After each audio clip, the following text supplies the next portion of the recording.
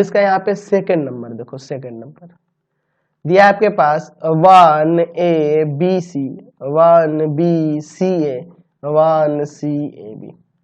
अब देखो अधिक जीरो लाने के लिए आपको इसमें से इसको घटाना होगा, यानी कि लिखना होगा कि R1 के प्लेस पर R1 माइनस R2। तो देखो यहाँ जीरो आएगा ना, और एक और जीरो लाने के लिए हम कर देते हैं R2 की जगह पे R2 माइनस R3। अब एक तीसरा भी ऑपरेशन नहीं करना, दो ही एक साथ करेंगे, तीन नहीं कर सकते, इस तरह गड़बड़ हो जाएगा।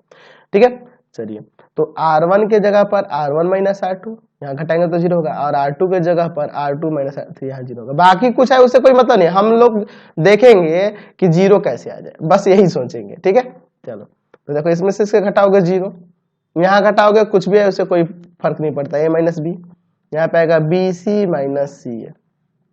यहाँ देखो R2 की जगह R2 माइनस R3 नहीं होता, इसमें से इसको घटा के यहाँ लिखो B माइनस सी, CA माइनस AB। ठीक है, यहाँ आपका R3 तो वैसे ही आ जाएगा 1CAB।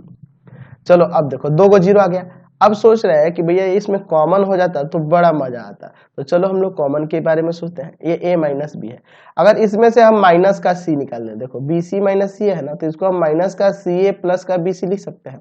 यहाँ से हम माइनस का C कॉमन करोगे तो A माइनस बी बचेगा ना, इसीलिए पलटे हैं ताकि ब्रैकेट में सेम आ जाए। A माइनस बी है, यहाँ भी A माइनस बी आ गया, तो माइनस का C A माइनस बी। चलिए यहाँ पे जीरो B माइनस सी, अब देखो यहाँ से माइनस A कॉमन करेंगे इसी तरह करके, तो आपका आ जाएगा क्या B माइनस सी। चलिए 1CAB। अब देखो जीरो के साथ तो हर एक टर्म रहता है ना मल्टीप्लाई में, कोई दिक्कत नहीं है, तो इसमें से A माइनस बी कॉमन करो R1 में से, और यहाँ से B माइनस सी करो, तो लिखेंगे टेकिंग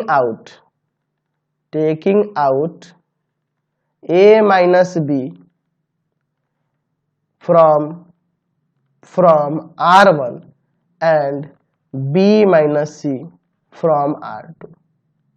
मतलब कि R1 में से A माइनस बी बाहर निकाल रहे हैं और R2 में से B माइनस सी निकाल रहे हैं। चलिए देखते हैं क्या होगा, तो हो जाएगा A माइनस बी इंटू में B माइनस सी, यहाँ क्या होगा 0 1 माइनस सी, 0 1 माइनस A और 1 CAB। ठीक है, अब अगर हम कहें कि अब तो भैया कॉमन हो गया बहुत और बहुत ही छोटा सा दिख रहा है, और हम C1 के सापेक्ष विस्तार कर दें तो हो नहीं जाएगा काम, तो लिखते हैं expanding along C1, expanding along C1, A minus B B minus C, इसको लेंगे ना 1, बाकी सबको तो छोड़ देंगे, 1 माइनस सी 1A 1 माइनस ए। ठीक है, चलिए आगे सॉल्व करते हैं इसको, तो हो जाएगा यहाँ पे A minus B B minus C, 1 से तो कोई फर्क नहीं पड़ेगा, माइनस का A और यहाँ प्लस का C, तो इसको सीधा करके लिख दो A minus B B minus C, और यहाँ हो जाएगा C माइनस A, इसका वैल्यू आ गया। तो देखा कितना आसानी से हम लोग बना रहे हैं। तो प्रॉपर्टीज को ध्यान में रखना है, अधिक से अधिक जीरो लाना है, कॉमन जितना हो सके वो कॉमन भी करना है, यही आपको सोच के चलना है। चलिए थर्ड